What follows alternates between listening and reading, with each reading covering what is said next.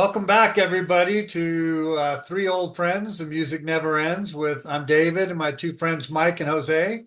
We're back for, believe it or not, our playlist number 65. We've been doing this for about 3 years now and rolling along. And I don't think we're ever going to run out of songs, and we probably won't ever run out of topics. We can kind of come up with all kinds of different things. And so this time it was my turn to pick something. And I don't know what it is about it, but I wanted to play like all songs that go back to the Middle Ages or the Renaissance or kings and queens and castles and dragons and all that kind of stuff because there's been a lot of those put out over the years. And so thought we'd go ahead and head forward with that theme. Um, I think it turned out pretty well. We'll get your both of your opinions about the topic of the Middle Ages, Renaissance, medieval time period, and what you thought of the playlist. Well, yeah. Again, like all of these players, I think we say that you're always a little skeptical. Like, what Renaissance? Yeah, I don't know. Although I can see it coming from Dave because he was in that. Did you even have an album called Renaissance or something like that?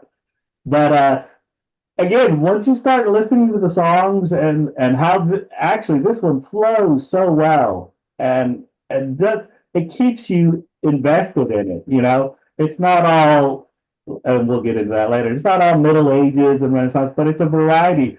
And well, more important to me, a variety of different groups from different genres singing about it, which goes to show you no one ever gets tired of the Middle Ages or the Renaissance.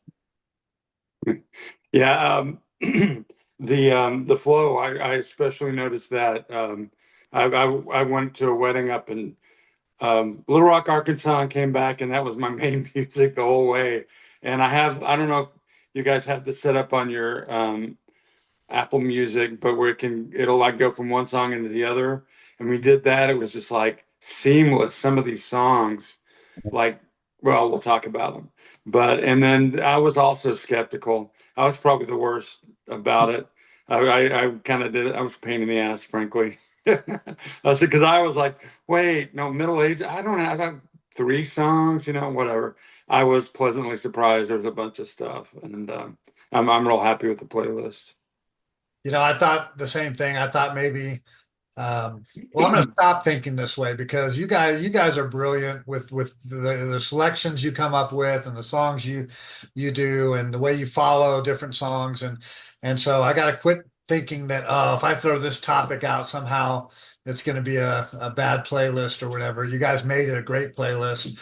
One thing we didn't want to do is just go, yeah, songs in the title, and they were all just kings and queens, but they really didn't have that feeling of the Dark Ages, Middle Ages, Renaissance, whatever. And I think we, for the most part, was able to fit into that. And the lyrics were great. I really like that. We'll comment on that too. So, without much further ado, I will start with the first selection, which I had already spoiler alerted it. I told them this was the first song I was going to play anyway.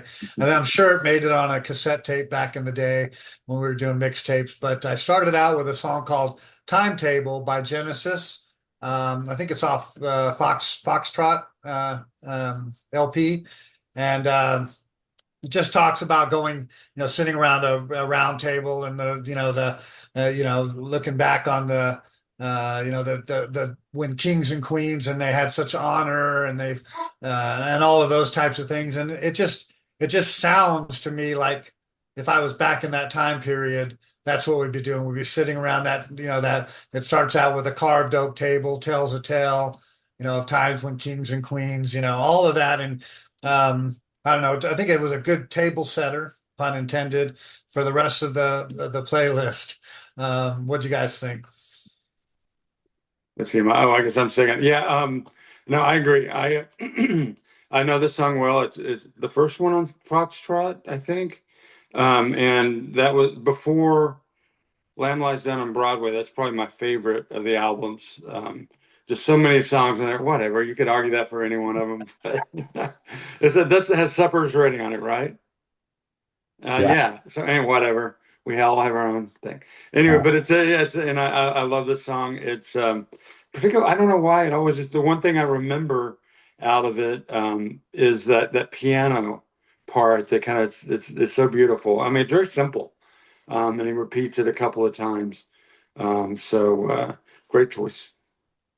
Yeah, yeah, no, I love me some Genesis, my top five. And so I found it great that Dave picks one, of course. They're like I told it was literally 30 songs. I mean, starting from when they first started, The Knife, is kind of into that same vein, and then it goes all the way up, even up to Wind and Withering, their Wind and Withering album, before they kind of started changing. But they had songs about the Middle Age all the way up through Wind and Withering, 11th Earl of Mar, things like that. So Genesis was perfect for these kinds of songs. Not that they kept it together. And interesting enough, in one, and until they kind of changed, especially with Peter Gabriel, who has, and I'll say this about a couple of these people who have perfect voices for this kind of music. And Peter Gabriel's one of them. And so, it's one of the better songs. I probably would have picked something else, but that's okay. I mean, it's a great song. It's like they said, it's a great way to kick it off. And then I think, and we talked about this, I get into it, the harpsichord. We're going to get a little into that here in a second, but the songs that start meshing well together. So, and of course, Tony Banks, as much as you can think about Tony, he's just such a great keyboardist that really makes that song, flow so well. So from there, since I couldn't use Genesis, Grateful Dead, it must have been on my mind. And of course, no one would think, oh, Grateful Dead, they don't have a Renaissance song. This is ridiculous. Yeah, of course they do. Mountains of the Moon by the Grateful Dead. This was, and if you listen to the last podcast, this is the beginning of Robert Hunter started writing songs for them. And this is one of those, song really makes very little sense.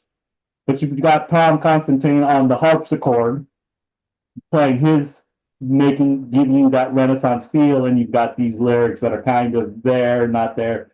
But I think it's a great feeling for it. And of course, Jerry and his guitar playing, I think just fit right into it. And I thought it was a good song that kind of meshed well with the first song. And you wouldn't think that with the Grateful Dead. Yeah, I was a little bit surprised when you put it on because this album, I mean, we just did the Grateful Dead thing and talked about all of the things with that, but this album I didn't know anything about. So when you put this song on, I'm like, okay, I'm gonna have to give it a fresh listen. And I'm like, oh yeah, it does. I mean, if you look at, I don't know if you could tell what it's about, but the lyrics and stuff are all about, down by the water, the Mars King's daughter, and you know. Was all the dancing kings and wives assembled in the hall, I mean, so he uses Robert Hunter uses the imagery of the time for sure, but it almost has like a little bit of a, to me, it's like a little bit of a mid-eastern, like middle, kind of a sound to it, which is kind of cool. But I liked it. I thought it was a way cool song, and I was a little unexpected that you'd have a Grateful Dead song that would fit the category, but you did.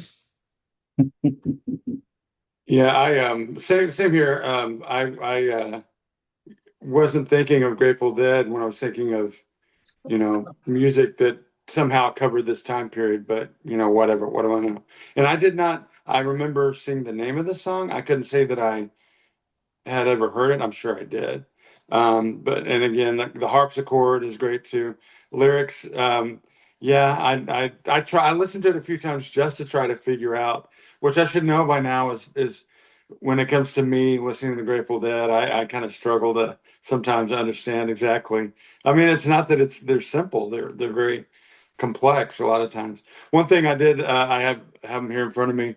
So like, okay, Shakespeare wasn't. He was more Renaissance or what have you. Wasn't Middle Ages, but in some of his the plays, there'd be lyrics to songs, and they would have sometimes this kind of, I don't know, it'd be almost like jazz singers would do scat or something. It'd be like, and so there's this line in here. Let's see. Uh, Hey ho, the carrion crow, fol de rol de riddle. "Hey ho, the carrion crow, bow and bend to me, bend to me." And I was like, that totally to me sounded like something out of like a Midsummer Night's Dream, or I don't know, whatever. But I thought it was a good one. I'm glad you brought on here, because we could only fit so many Grateful Dead songs on that. We had 16 instead of 15, and we still just scratched the surface. And that's an album. I don't even know if I have that album. But yeah. And so okay, so then I went to Suzanne Vega, which I think it was her first album, and I knew the song was on there. I usually would probably skip it and go to the songs I knew more. There's a couple that I really like on there. And so I never really paid attention to it, but then we get this assignment for these types of songs, and I see the Queen and the Soldier. I'm like, I'll check it out. And I was like, this is a really good song. I mean, the story is awesome. It's like it's it's emotional, and then it's real dark all of a sudden. And I'll get into this later, but I think it really flows into the next couple of songs. So anyway. Yeah, again, I thought the first three songs really, really kicked this thing off well. That it engaged you. I of course only know Suzanne Vega because Dave had the Suzanne Vega. He was the one that turned me on to it. That she made I say quite a few. She made a couple of mixtapes back in the day, and this song is just right up there. Such a beautiful voice, and you just it's so captivating, especially this song. Like you said, you get engaged in the song, the lyrics themselves, and what it's about. I mean, you're coming off Mountains on the Moon, you're like, okay, Tom Banjo, I don't, and then you get this song, like, okay, this, I can get this. So, no, I enjoyed it immensely. Well, I was secretly hoping that you would channel your inner Suzanne Vega and put something like this on. There's a couple of, I think Night Moves is the other one that's on that one that is kind of a type thing. I love this album. I played it when I had it. I played it to death, and loved this song. Remembered this song, and again had it on my list of songs that I wanted to put on. I just like, yeah, the storytelling of it, and it sounds medieval, and it's and all of that. And it's got a little twist to it. You don't even know where kind of the story's going, and the soldier kind of comes in and challenges her a little bit, like, hey, I'm leaving, man. I've fought many wars for you, and you can't really tell me why we're fighting and all this kind of stuff. And you think it's kind of going in there a certain way, like a love story. The next thing you know, she goes, well, wait outside, and maybe, whatever. And then she orders her henchmen or whoever to kill him. I'm like, okay, didn't expect that coming. But again, that's Suzanne Vega. I wish, in a way, I've listened to some of her other stuff, or whatever, and none of it compares to those first two albums. I hate to say it, but she just kind of plateaued and then kind of went down from there. No one heard a lot from her from there, and you kind of hope that she kept going and really put out some great stuff. But I've tried to listen to some of it, and it's not as good as those first two albums that she put out. But We'll have to agree to disagree. well, so you think there's some of the stuff? Well, you tell me Yeah. what you want to listen to, because I've listened to some of it, and I'm like, it's maybe I'm just so in love with the first two albums, and that part of it. But, super talented and stuff. I don't think she got a lot of notoriety after that. After her, My Name Is Luca, and some of the stuff she did early on. Well, I can tell you about some of her other records, but those are amazing albums. I mean, it is hard the bar was set really high with those. Right. Well, again, a great choice. Love the song. From there, wanted to put on something by Yes or by John Anderson, and I had a lot of choices. John Anderson actually did some stuff with King Crimson, and they were all off that same album, King Court of the Crimson King, and I think it's called The Lizard or whatever. There were some of those that I thought about putting on, but then that would take away the Court of the Crimson King if we were to use that one. So I went with Yes, with a short song called Madrigal with with Steve Howe playing the acoustic guitar, and John Anderson's great voice seemed to fit that real well. Anyway, it's always been a favorite of mine. And so yeah, thought I would then go in that direction.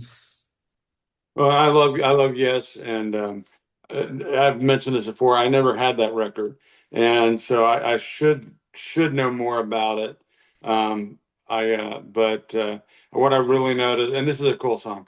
What I really noticed is I was talking about the overlap when you have it in that setting on Apple Music, and you almost can't tell. Same with the next song, you can't really tell where the join is, and his voice is like kind of in the same range as her voice. And I was like, oh wait, there's a little bit more to it. And I'm like, oh no, that's not Suzanne Vega, that's John Anderson. But I really, of all the connections here, these first few I thought were especially good. Yeah, I think it had a lot to do with the again harpsichord, Rick Wakeman, and his work, and it's just beautiful, And I said it, he's one of those voices that is fit for this kind of music.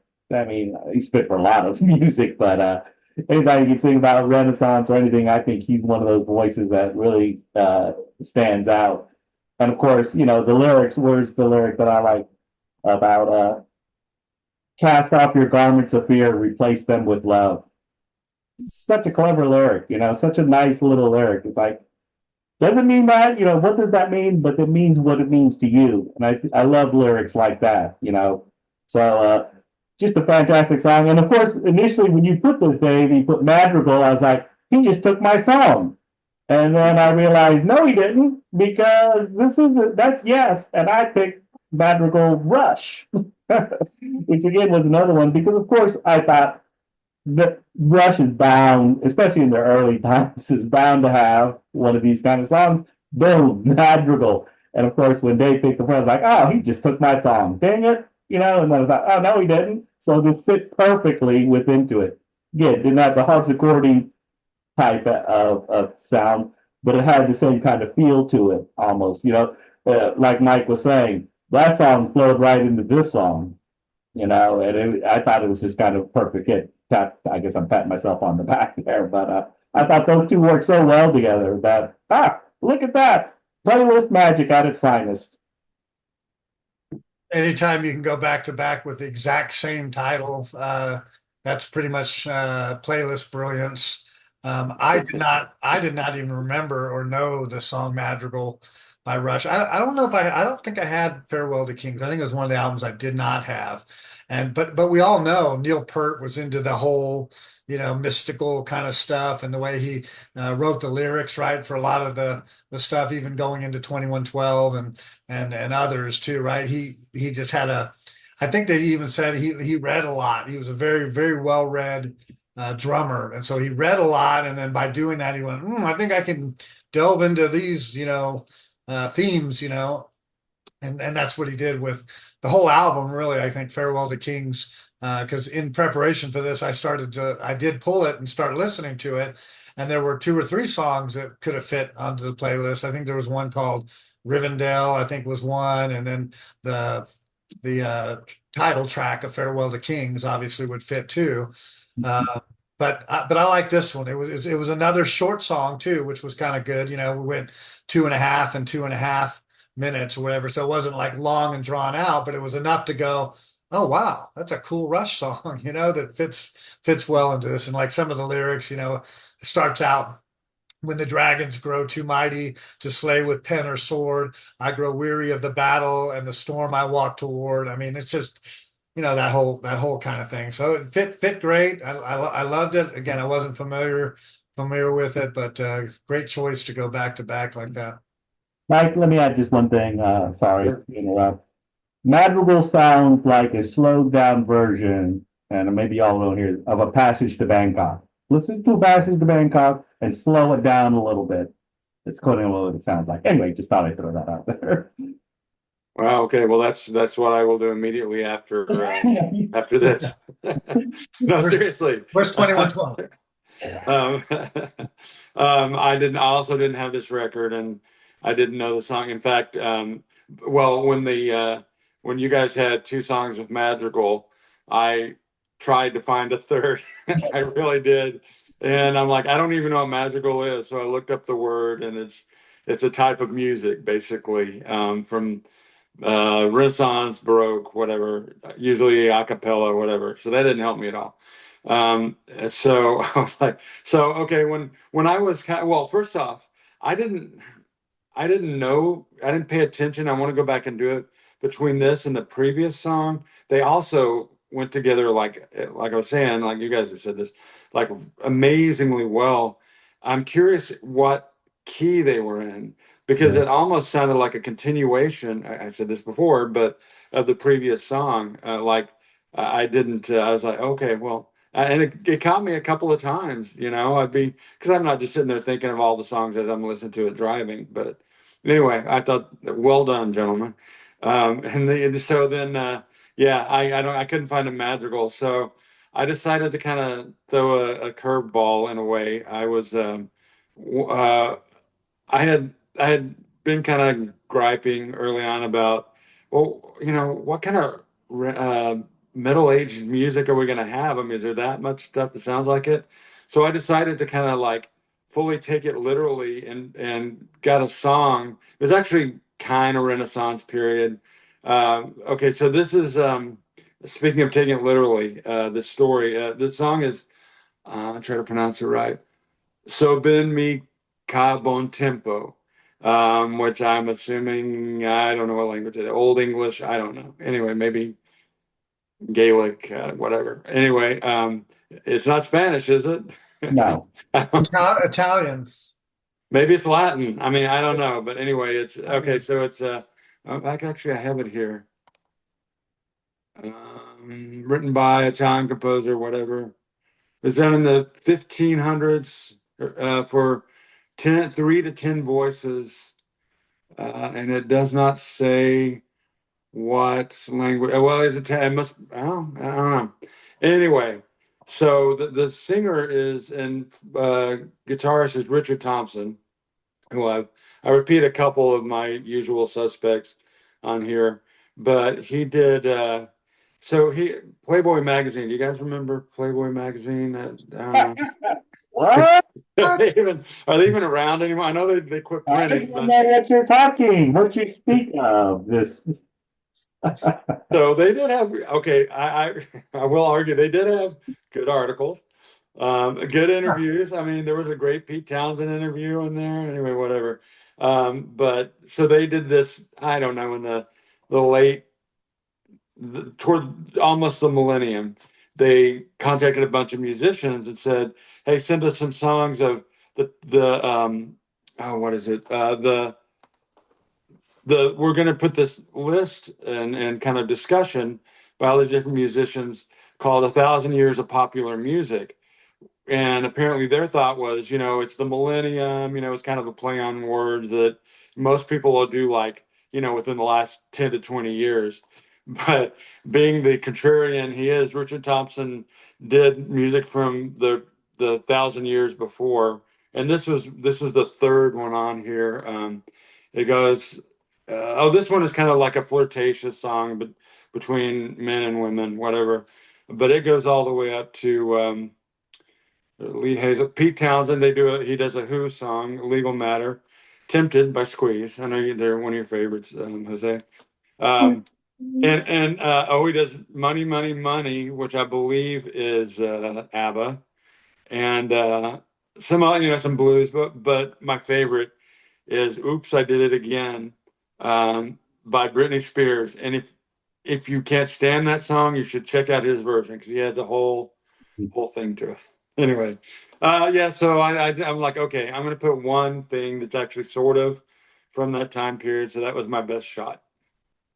Yeah, initially when you read it and you see it, you're like, is this fit into this? And then I thought it fits perfectly into it because what we get is the slight shift of the, for lack of a better phrase, old timey Renaissance things with the harp.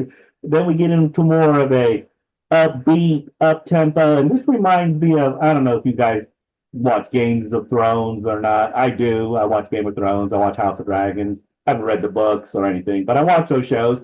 And it reminded me of it was that if y'all don't know Games of Thrones, there was the big scene called the Red Wedding Yeah. where everyone gets massacred. Well, before that, they start playing this song, and it's a certain name, has a certain name in it, but it reminded me of that, the up tempo, the beat, how it builds up to this dramatic scene. And this was part of that. And again, I'm kind of a sucker for Richard Thompson's voice at this point. I just think he has a great voice. And I think that just fits so well into it. And so when I initially thought, oh, but then I realized, man, this sounds a really like the Red Wedding kind of thematic things where like they're at a big banquet hall and they're singing and he's singing. Man, I thought, yeah, what a great little tune that turned out to be. Well, you mentioned the madrigals and stuff, and in my past, I had sung in high school choirs, and we had the madrigal singers, and we always did the big madrigal feast every year where we sing these types of songs and have a little dinner and do all that kind of stuff, um, and so I've always liked that type of a song. I don't know, didn't know what "So Ben Mi Can Bon Tempo" means, but I found myself singing to it, trying to learn the song to it like it was an ancient madrigal or Gregorian chant or whatever it is, you know. And Yeah, it's not Bees Wings and it's not 1952 Vincent Black Lightning or anything like that, but it's pretty cool. Like Jose said, we're getting into Richard Thompson now more and more. Um, Before you go ahead, can I interrupt before we go to the yeah, next go one? ahead. I neglected to say what the title means. I know who's having a good who has a good time. It's Yeah, basically a yeah. yeah, It's like right away. I know who's getting some. You know, Yeah, I like that. kind of a body little song. Well, back in the day, right? They had parties and feasts and women and dancing and jesters and all of that kind of stuff going on and more drinking wine from goblets and all the yeah. So it fit the theme real well. And like I said, it was a little bit of a different song and it was a little surprising, but I found myself trying to like learn the tune and the melody on it. So good job. From there, then I had the next selection, and if you try to Google the song and you put like Lord of the Rings, you won't find Styx with Lord of the Rings because it's not Lord of the Rings, it's Lords of the Ring single. So off their Pieces of Eight album, Styx came up with a song called Lords of the Ring. And it's really nothing to do with Lords of the Ring. I don't think, or maybe it did, and they couldn't use it, so that's why they changed it to do that. I don't know, but this was a Dennis DeYoung composition song, and I don't know. I've always remembered it. All hail to the Lord of the Rings.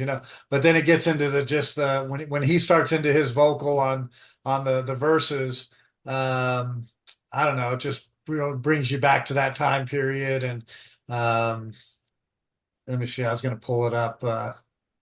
Um, what it says like he starts with in the year of the Lord's, a message came from above. The heavens opened with their mighty sound that shook the people in the town. And I don't know.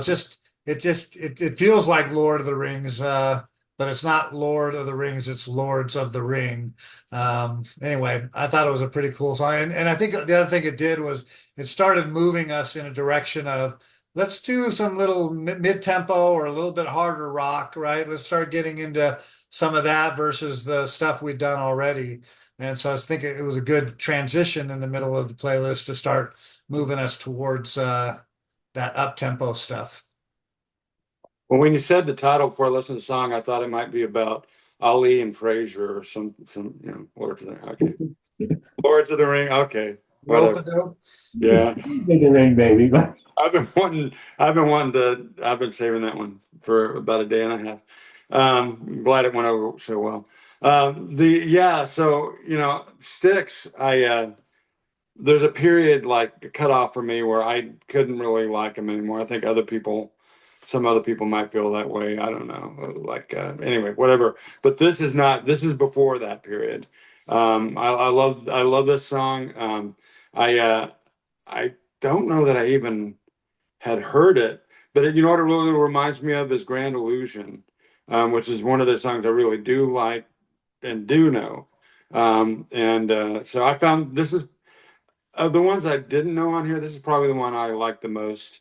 It's that's where I think they were really kind of in their prime. You know, this and maybe the album before too, before it, for sure. But good choice. Right. No, I always thought it must have been a copyright thing. Is this song is about the ring? You know, it's about J.R. Tolkien's, you know, Lord of the Rings. But I bet it was something to do with copyright infringement or something like that. Obviously, they probably couldn't use Lord of the Rings. It's probably go, hey, no, you can't use that specific title because, of course, of the books. So, but I mean, this song is that's all this song is about is that. And I think this, and I saw it was written by Dennis DeYoung, and I think he liked to go in this direction while the other band liked to go in the other direction. Of course, it all came to a halt with Mr. Roboto, but you can see we knew the Dennis DeYoung songs as opposed to the Tommy Shaw and the other guys' songs. So this is one of those early things where you see as much as you look at it, the division of Styx is coming into play. You know, Dennis DeYoung wants to go this way. The other band, because let's face it, what do you consider Styx? Rock and roll, progressive? You know, they could be either one because they were moving in either direction. Now they decided to go, you know, this direction or that direction. Like Mike said, I think it kind of fell out of favor after Mr. Roboto, especially. But you know, I saw them 3 or 4 years ago, and they still kick butt. But they weren't singing Lords of the Ring, that's for sure. But they were singing their other songs. But I think that had a little something to do with it. And I thought it was a great song too. I mean, who doesn't love Lord of the Rings and The Hobbit and things? Well, Dennis DeYoung wants to get back in the band, and they won't let him, and he keeps trying to do that. I don't know what the whole riff and all that stuff was about, but I kind of wish in some cases they would just let bygones be bygones and, you know, bring them back together. And the new guy they brought in is brilliant too.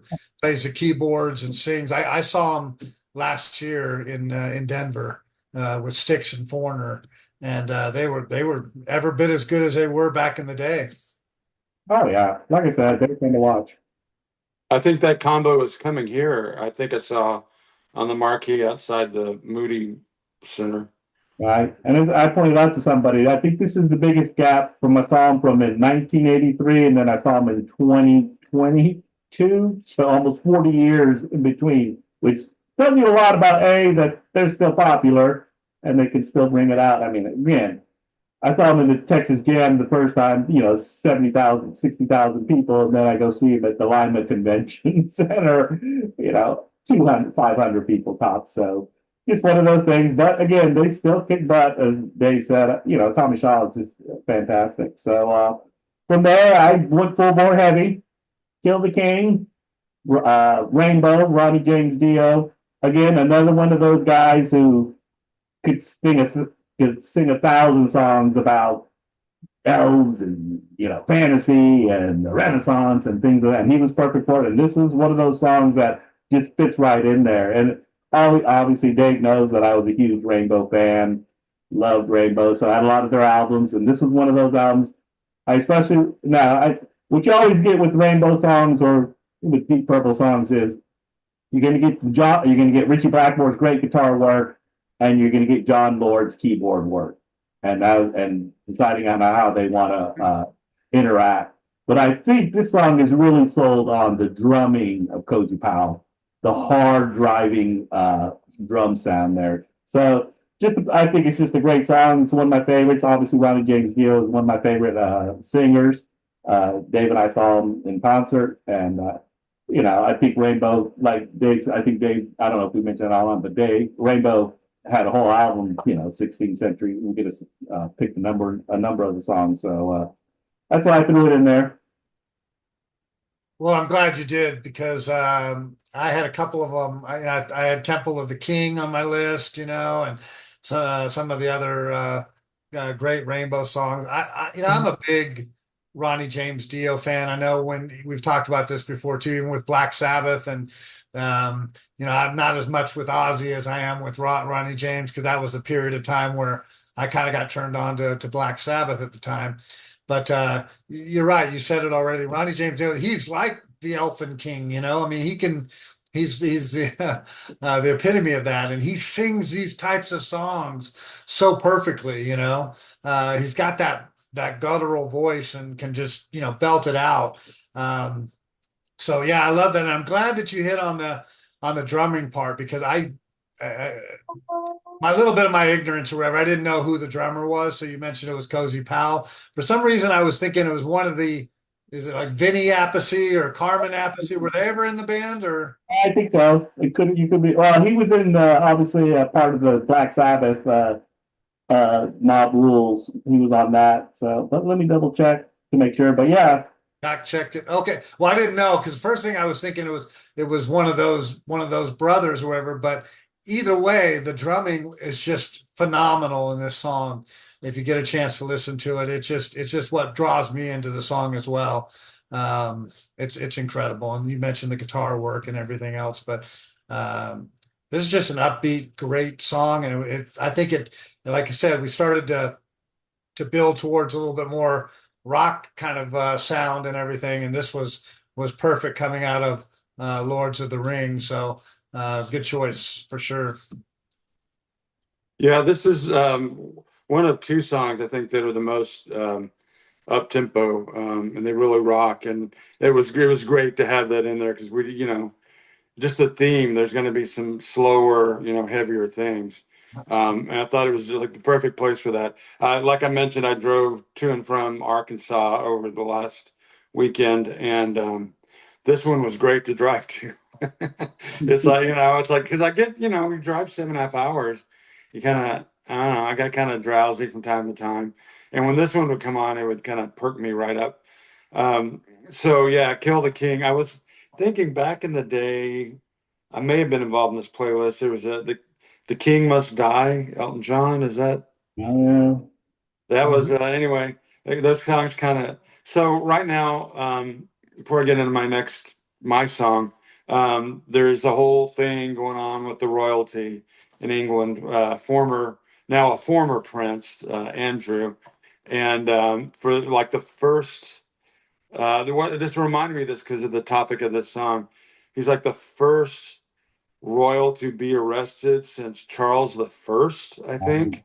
yeah. And if you're not familiar with Charles the First and Oliver Cromwell and all that, Charles lost his head.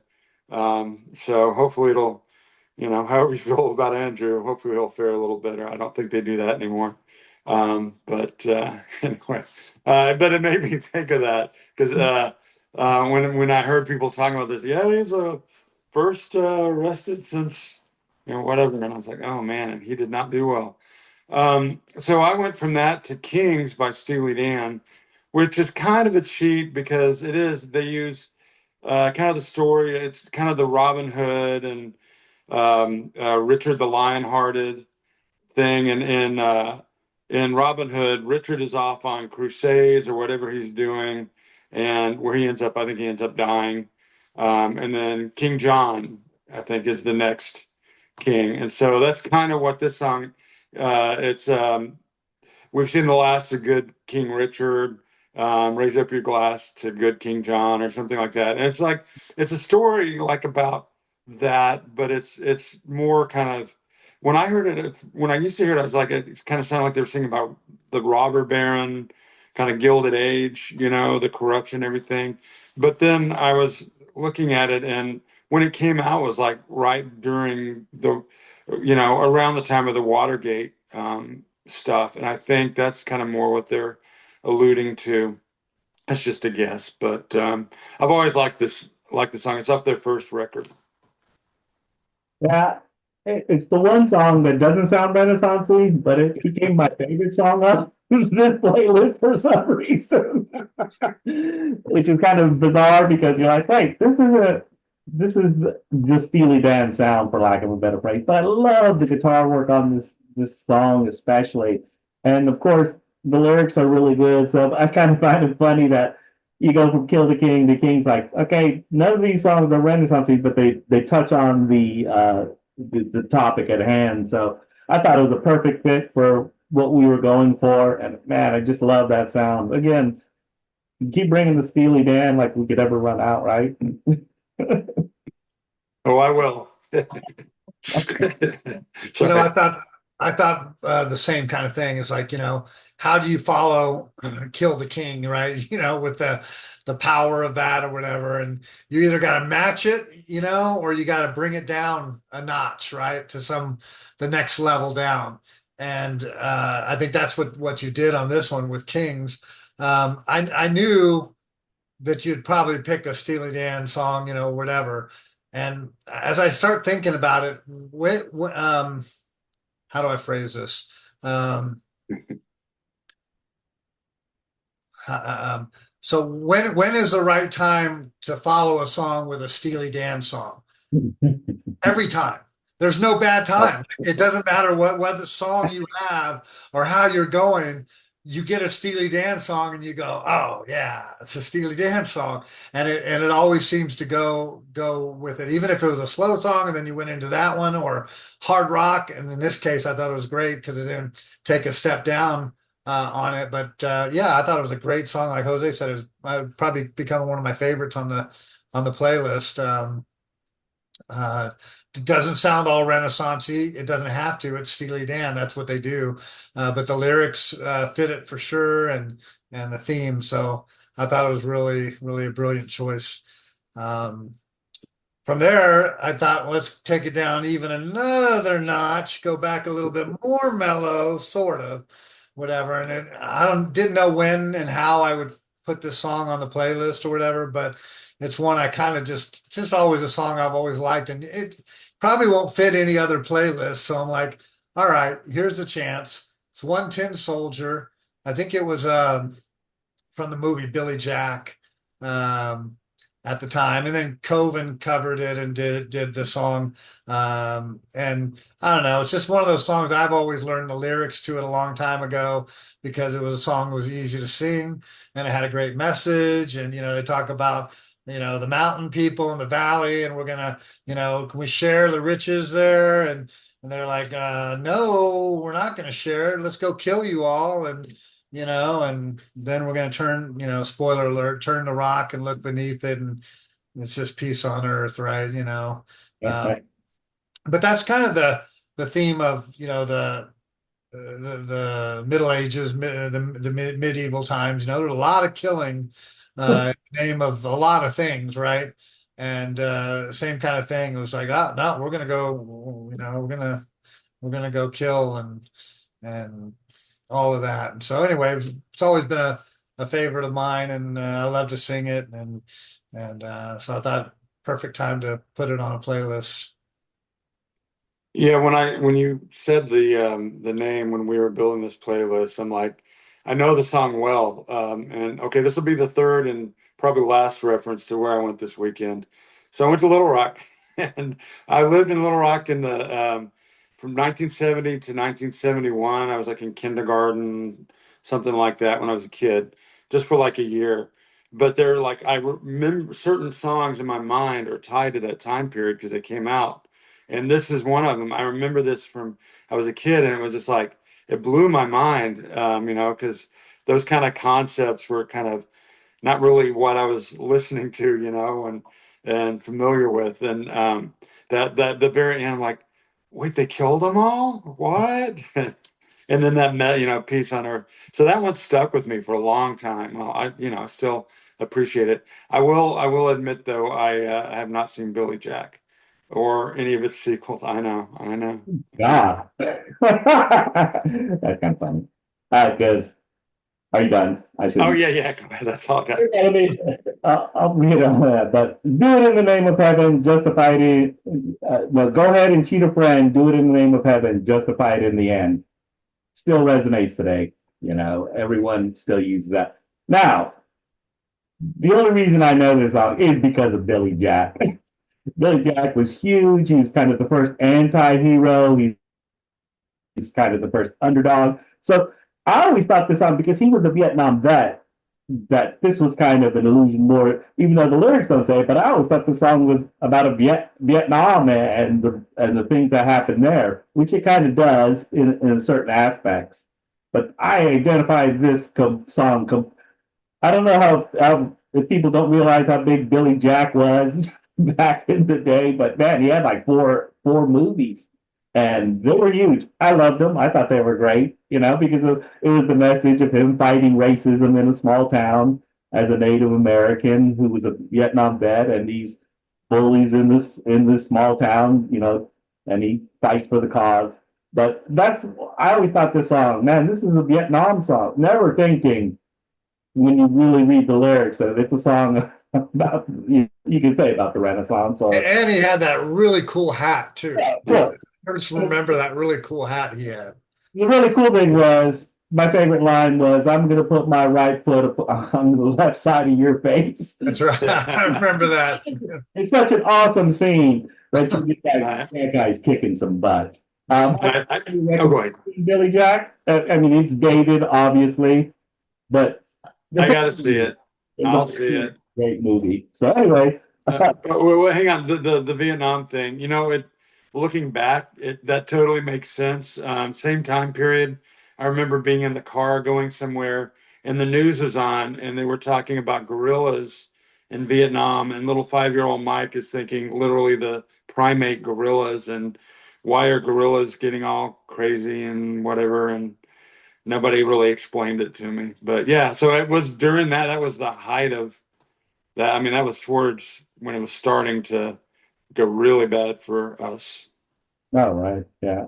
And I was with you, Mike. Gorillas. Why are gorillas attacking people? No one ever explained it to me when you're a kid. Like, what gorillas?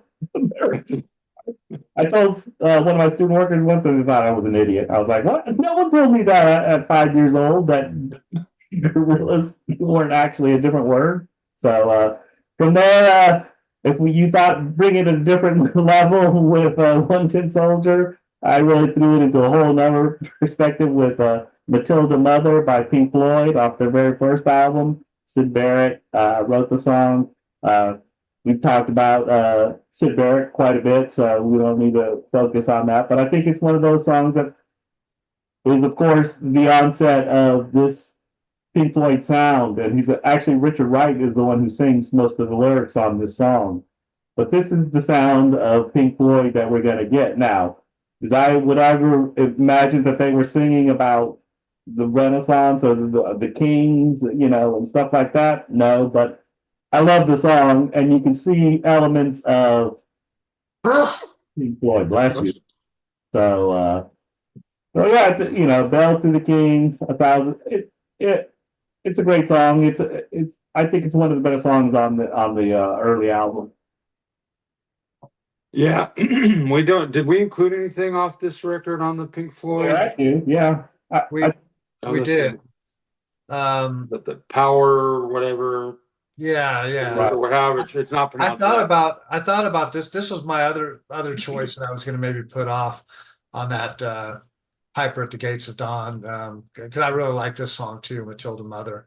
But wow, you saved it for the right time then, because it had all the themes that we had, like, with it. And yeah, I like it. It's early Floyd, so it's a little different. And like you said, Sid Barrett and everything, but it's pretty trippy, and it fits the theme of it really good. And like that, oh mother, it's like just really cool. Um, yeah, good choice. Finally made it on a playlist. It probably, again, it almost made it on the Pink Floyd one. Yeah, I mistakenly thought that was Sid Barrett until, well, actually, kind of reading into this stuff for this playlist, and he sings like I guess harmonizer. I don't know if you can call it that, but I also thought was it Summer of '68? I thought that was uh, David Gilmour, and that's also right.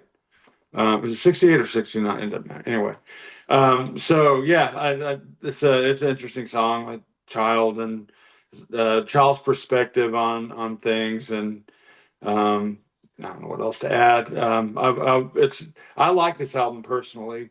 It is kind of maybe a little harder to reach for some people when you think of Pink Floyd, Dark Side of the Moon. This is like the other, another side of the moon. But it's a good song. Oh, and so it's me. So yeah, still not really going back to that middle age sound. And I did Kings and Queens by Aerosmith, which I've always liked that song. I really like the kind of the guitar break in there. It really, so I guess this one does rock some. And I know we've talked about how they're at least historically a terrible live band. And but their studio stuff, particularly earlier on, I really like. Same deal with once they got more new stuff. I don't, I just kind of they're like, maybe you guys should hang it up. But this one, I don't know what much else to say about it. The album cover is by Al Hirschfeld. I don't know if you know the name, but he did a lot of the illustrations. He did a ton of things, but in the New York Times. And one thing he was known for, his daughter's name was Nina, and he passed several years ago. But he would work her name into like almost everything he did. And it's the same on this album cover, which shows the band. But apparently there's three Ninas on there hidden in their ample hair and whatever. Not yet wrinkled faces. So that would have probably worked later. Yeah, wow. Yeah, all the groups I would have thought Aerosmith was not on my list of Renaissance songs. But it just goes to show you that I guess everyone can sing a song about it. And of course, I think it is killer. And I don't know why it seems so simple, yet I think I've never heard it. Kings and queens and guillotines fit so well together. I don't know why no one's ever used that before, but and the way that Steven Tyler sings it, it sold me. And I was like, yeah, that's actually pretty cool, And so, I I didn't know this song. I admit I didn't know the song. I've seen Aerosmith. We won't talk about the worst concert I've ever been to, but David there. Um, but I thought this song really worked well into it. And again, I think it was another aspect of a group that you wouldn't even suspect has something to deal with let's face it, mostly Aerosmith was singing about a whole lot of other stuff, and it just goes to show you that, everyone may say, oh, rock and roll, women, no, it's about a variety. You can sing it all, make it. And that's the beauty of rock and roll. So I thought this was a great song. Yeah, I echo that too. I think this was for me, it was made one of my favorite songs on the playlist because it really could have gone in a number of places. Like you could, if you wanted to match "Kill the King," you could have put this one right after that, and it would have gone well. If you wanted to go with by the Queen, which we're going to hear in a couple of songs, the My Fairy Queen, it goes so good with the Queen as well. And what's neat about it is it's a rock. It's like feels like a traditional kind of rock song, but when you look at the lyrics and stuff, they weave almost everything they can get into it. I mean, they're talking about sailing ships and Viking blood, and and like Jose mentioned, the kings and queens and guillotine, raising swords for maidens fair, and they weave all of that into it. But what I really liked about the song is that when you get to that point in the song where they changes from a rock song and then they get into that piano, the piano and the bass kind of thing, right? That little slow mellow kind of thing, and then the guitar kind of comes into it right there. And I think that's just, to me, that sounds medieval and sounds like that. So the sound of it was just perfect.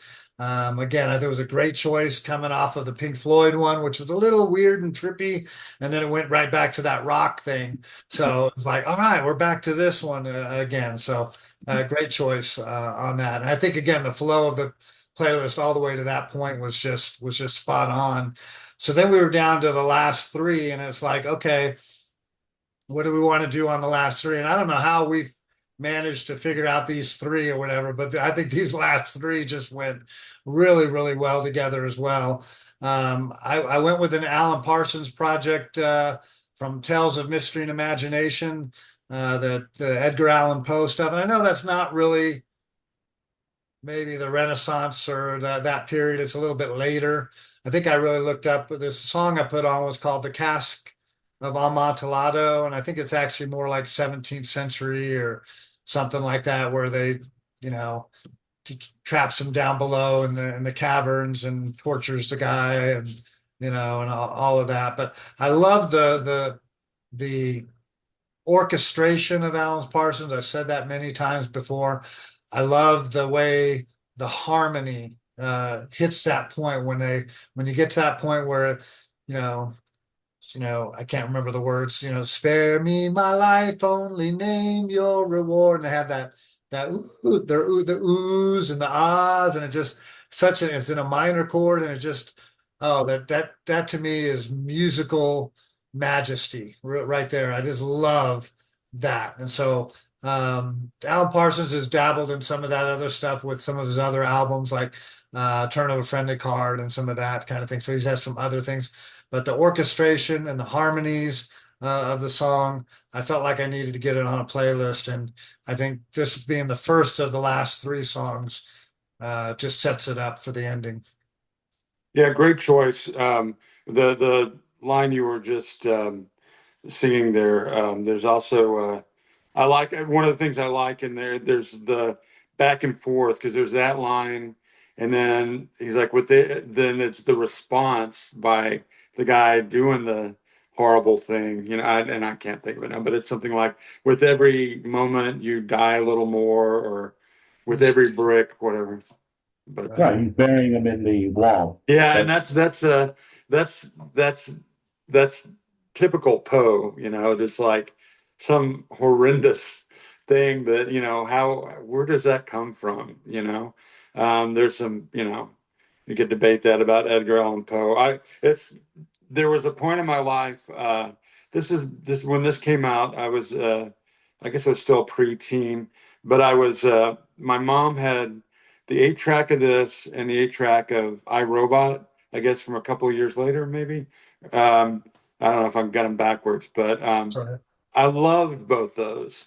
And I had just started reading Edgar Allan Poe, who it was like kind of the first mystery, kind of maybe science fiction, whatever, all kinds of stuff. And so this album tells a mystery and imagination. That's it's like every song is one of his songs, and this one, yeah, it's just like there's a guy he's getting revenge on, so he lures him down to the basement with some wine, and I guess while he's kind of inebriated, the guy bricks him in the wall and leaves him there. But supposedly is based on something that happened, like you were saying, the 1700s, I think, in the U.S. somewhere, or whatever this continent. But yeah, I love it. Anyway, go ahead. Yeah, it's a great song. If you ever watched my favorite cop show, Homicide: Life on the Streets, they did a whole thing about because they're from Maryland, and Edgar Allan Poe, and they have to do a story about they have to do a crime where someone gets buried behind a wall, and they have to figure out the whole thing, and it's of course based on Edgar Allan Poe. Also, like Mike said, when you're young, I think it must have been seventh or eighth grade, maybe Dave will remember. We had to read Telltale Heart, Yeah. and that's your first glimpse into Edgar Allan Poe. And then when Dave and I would be hanging out, and then he has this album, like, oh wow, you have a whole album of all these Edgar Allan Poe things, man. I was just blown away of how really good he could translate that into songs. And I think this is just a great version. Now, here's my run. Full disclosure, I thought you had picked the Captive Heart Renaissance. So I had the Captive Heart and the Cask. not realizing which one did he pick. So anyway, just a little bonus there for me. I'll just throw that out there. So from there, of course, I had to have known that Queen had, they had an album called Night at the Opera. They've had Bohemian Rhapsody. So I knew that they had, and I kind of knew their first album. So I knew they had this song called The Fairy King, because I used to like it when I used to have that album, and I thought you could tell this is raw Queen at its finest. All the elements that are going to make them famous, but at this moment they're just, I wouldn't say experimenting, but they're bringing a whole different sound that no one's ever heard, and of course, coupled with Freddie Mercury's voice and Brian May's guitar playing, and so it's one of those. It's your classic, so to speak, Queen song. I mean, it's not as refined as their better stuff. Obviously, it's not Bohemian Rhapsody, which I guess we could have used if we it would have fit in there. But no one really wants to hear that again. I'm just kidding. It's a good song. But I thought this was a little different twist on it, and I just love how it sounds. And I love the guitar work by Brian May. Like I said, I love early stuff by groups because they bring such an energy to them. They're really starting out. We all know when we were younger, you have just, unbridled energy, especially musicians. I thought this song kind of exemplified that. Not many people are going to, it's never going to make their greatest hits, but, I always thought it was a hidden gem. Yeah, so this is one of the earlier albums, right? Probably their second album or something like that.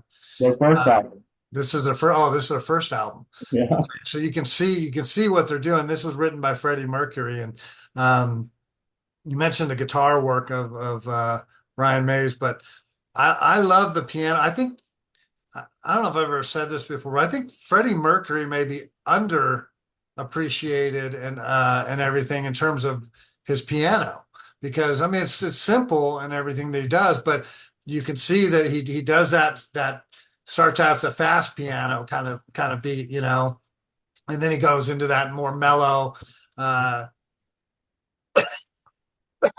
beat that changes the tempo of the song, and he does that. Like there's lots of Queen songs that use that same thing. I mean, I can think of a lot of it, and then they add the vocal stuff where they've said, "Look, we don't use synthesizers. These are our vocals. These are all of us singing." And to me, that's what I love about Queen is that that they can. It's raw, but yet they have such great voices, and they can craft these masterpieces like this. This is a great song. Totally fits the theme and everything, but I really like the fact that piano changes from the fast piano to the mellow piano, and then you got the picking up the beat on it too. And so again, I think he's underrated really in terms of what he does. I'm assuming that Freddie Mercury is the one playing the piano on that song. So we see him play that on Bohemian Rhapsody. We see him play other piano songs as well. Yeah. So I don't. I kind of my following of Queen, I think, started at their was Night at the Opera, their second album I or think that's third album. that day. Well, and I think they put out like two albums in the Yeah. same year, Yeah, like A Night at the Opera and A Day at the Races. I think were like right back to back. right. Well, Night at the Opera is kind of where my attention. I knew their songs from the radio, but that was kind of the first full album I listened to, and I was so way into that one. I think probably still my favorite. That I neglected some others, and I really never went and I would scan through like on Spotify or whatever and listen to the song. I'm okay, yeah, whatever. And I never really gave it a chance. And this is it's an underrated album. Indeed, I mean it's not just the piano, but he he brought in. I guess it was more prog, than what they did later. These kind of themes, and I guess Freddie Mercury was way into that stuff. There's another song like Seven Seas of Rye or something like that. I was going to mention that one. Yeah, that's another one. And it's really cool. And the thing is, I really appreciate you putting this on here because I had not yet at this age had not yet really checked this record out, and it's a cool song. I've listened to it several times now, and it is another one of the more elevated rocking points on the playlist. So good job. Yeah, I always thought it was interesting, and they kind of alluded to it in the movie, which whether you like the movie or not, is can you imagine bringing this album and saying this is what we want to put out to the public at that point? You know, like say it's like whoa, whoa, whoa, no one's gonna listen to, you know, amazing that they took such a bold chance. You know, this is our sound, and you know, for some record to take a chance, a record producer or a record executive take a chance on that. I give that you got to give that credit because this was sounded nothing like anything back in 73, 74, 75. And a debut album. I mean, Yeah. yeah, they really took a chance on them. I guess the band took a chance on sticking to that. I think the only single, "Keep Yourself Alive," is the only song I knew off this record before I went through it. But so yeah, so I wrapped it up. So when we were uh, on these last three, Dave had mentioned "Court of the Crimson King" by King Crimson. And normally I'm like happy for somebody to pick a song off my list because then I get another one. But I was like, I really think we should end with this song. I don't know, it's just my opinion, but so that's you went with Cask Amontillado, and I went with the Court of the Crimson King, which about the Renaissance, no, it's a king and a court, but it's I always thought this song. Well, first off, it's King Crimson's debut album, which I love every song on that. And it was before Bill Bruford, but everybody in the band, even still, including the guy who wrote the song, who I think was in our in memoriam list 2 years ago. They it was just a great lineup. Greg Lake sings. And I think this is the only album he was ever on with them. But anyway, so I always thought the Crimson King was, you know, Satan or whatever. I always thought it was they're describing hell because if you hear the hellish imagery, you know, just everything in there, it's like it's got to be. But then I was when I was kind of looking into it, it's more about the corruption of like evil leaders and you know, just the Crimson King is like a king bathed in blood, is I think how one person was describing one of the band members. It's a longer song. Maybe I didn't see how long it is. 10 10 minutes. minutes. 10 minutes. By far the longest song on here, which I'm, you know, I will defend. But yeah, there's nothing else to say. But I've always loved the song, and I appreciate it, Dave, for you letting me stick it on the end there. So I think Yeah, I it's thought it was just a fantastic way to end. They have the sound. King Crimson's one of the best. They were perfect for this kind of sound. I always thought that I had this album. Of course, you always got sidetracked by 21st Century Schizoid Man, which was like, where is this coming from? But then they bring you out this thing, you're like, man, this is such a beautiful masterpiece song, you know, that it just made the album. And today I just saw that, and I see that it's on this song is on this version that they're like on certain albums it ends or adds that extra 10 seconds, you know, you think it ends, and then but it's only on certain vinyl albums that got put out. Someone was mentioning that it must have been on YouTube or something I saw where King Crimson that wasn't supposed to go out, that it was a glitch, and then they put it out again. So anyway, if you have that version on vinyl, if you even own the version on vinyl, you go from there. But I think this was obviously I would say it was their breakthrough, but then they played like Dave alluded to the Lizards album, and that is completely Renaissance. You know, like I said, John Anderson with that 14-minute song. So, and then they kind of bounced back with some other stuff. But I think it was the right choice to kind of end the playlist with this song. Yeah, I just, this is a perfect song to end on. I know it was long, but it was like, really, bookcases between this, the timetable, Genesis, and then the King Crimson at the end. It's just perfect. Whether you put it on or I put it on, like you said, if you put it on, I get an extra song. If I put it on, you get an extra song. So I kind of like how that works out sometimes. But yeah, great choice. Also, always like pulling out the album, whatever. There it is, right there. With the big uh, look on that. I think I freaked my parents out when I showed them this album cover back in the day. They're like, "What is that?" I'm like, "Yeah, it's King Crimson." And but anyway, great way to end the playlist. I thought again, top to bottom, it was a very good listen.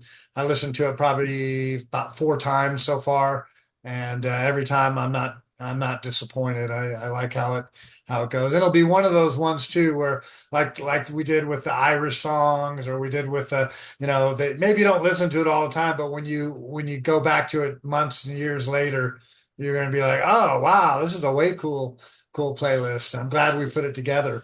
So with that said, were there any outliers or songs that you wish you made it on the list and didn't, or playlist regrets? I think we talked about this a little bit. Jethro Tull doesn't make it, which is kind of like, wow, Jethro Tull didn't make it. He was king of the kind of Middle Ages and everything. King Crimson, Lady of the Dancing Water, Iron Maiden to Tame a Land, but that's really about doom instead of Renaissance. 3 Hours by Nick Drake. The Knight in the Rusty Armor, Peter and Gordon. Anyone have that? Yeah, that's right. Nope. And Elton John has Lady Samantha, and Fish has a song called Prince Caspian, but it's not really relevant, so I didn't put it on. And of course, I thought I'd throw everyone a curveball for putting Royals by Lord, but then y'all would have chastised me and had nothing to do with that. I feel bad to criticize you for that one. You're trying. You're going out here. Did you just say Nick Drake? Yeah, You like Nick Drake? it's all right. No, I mean I love his music. I just didn't know I hadn't put anything on because I was like, I wonder if these guys will like it or not. So Yeah, okay. when you start, it's like you said, we throw these out there. It's up to us to decide whether we like them or not. But it's fun. That's the fun element of it, and that's when I find songs like, oh, Nick Drake has a song, that might work with this. I like to throw those out there, and you got to give them a chance. So we've done that. How many times have we discovered such great stuff? Yeah, it's true. Well, and answer to the question, I tried to find Knights of the Round Table by Monty Python, but apparently it's not on Apple Music unless you want the Spamalot version. And then there's Camelot by Richard Burton off of the movie Camelot. Nope. But the Queen had two others: there's White Queen and the March of the Black Queen, which I hadn't heard, and I really like those. Um, let's see. I think we talked about Killer Queen too, right? Yeah. And there's the Killer Queen by Queen. Yep. Yep. Guinevere, we talked about. In the Wake of Poseidon, I really liked, but I was like, is that completely on topic? So, The Girl from the North Country by Dylan, Yeah. because it Yeah. does, it borrows from, well, it's basically Parsley, Sage, Rosemary, and Thyme, and it comes from an old piece of music. But then I looked it up. It's not, it's like 1800s or anyway. So yeah, Castles Made of Sand. I thought that was a stretch. I was surprised no one picked Scarborough Fair. I thought it would be on here, honestly. So I had I mentioned the Yes kind of John Anderson thing. There's a bunch of that, but Rick Wakeman put out a couple of solo albums. One around King Arthur and the Knights of the Round Table, and the other one was like Henry VIII or something. They're both hard to listen to. There's only a couple because it mostly is playing. It's not. It's not. There's only a couple of them that have some vocal tracks on it. But I thought about that. And then John Anderson has a bunch of stuff, solo and others. There's one song called "The Journey of the Sacred Stones," which really sounds medieval and that kind of thing. Script of a Jester's Tear, Marillion. I don't know if that would fit or not. Um, The Wall by Kansas had kind of a sound to it like that, and Styx even had Castle Walls. And then I even thought of this other one, but it didn't really fit too much. But I like that sound. Was the Traffic John Barleycorn? Oh And yeah, I thought about that song. That was on my list. I couldn't remember if we'd done it, and I didn't we bother to have, but research. so I thought about that. But yeah, so those are some pretty cool ones. And oh, there's another one that you wouldn't have known about, but really fit the theme. It was a I put a couple of Krista Berg songs on before, but he has a song called The Tower, again, it fits the theme real well and whatnot. But no, a lot of fun doing it. Can I add? I'm surprised nobody used Black Sabbath's "Fairies Wear Boots." Well, yeah, but yeah. And I just gave and a shout out to you, the Captive Heart, which wasn't you, but you threw it out there. The Renaissance, yeah. There's a Right. And group I called remember, Renaissance. yeah, I did you have that album? I did, yeah. That's a Yes, that's really why I cool. thought there was that It's was a beautiful song too. The right. Captive Heart. It is Check that just out. It was on my list. I couldn't remember which one we used, so I just kept that one on there. Just kept listening to it. Man, what a beautiful song. well, maybe we'll make a playlist, some other playlist in the future for sure. But that's all I have. Any seconds? Anything else you guys want to say? Yeah, I thought we mission accomplished. Let's just put it that way. Yeah, it was. I was very pleasantly pleased with what we did. I was probably the biggest skeptic, which I can be. Or I said this, I can be a pain in the ass about that stuff sometimes, but it was great. Well, I'm sure driving through the backwoods of Arkansas, the Renaissance Field, just The big backwoods of I-4 or I-30, and yeah. Texarkana. Well, the main thing and the reason why we talk about the songs is to get people excited about it. So it's not so much listening to us that we care about. Go check out the playlist and listen to the songs. All right, take care. Bye bye.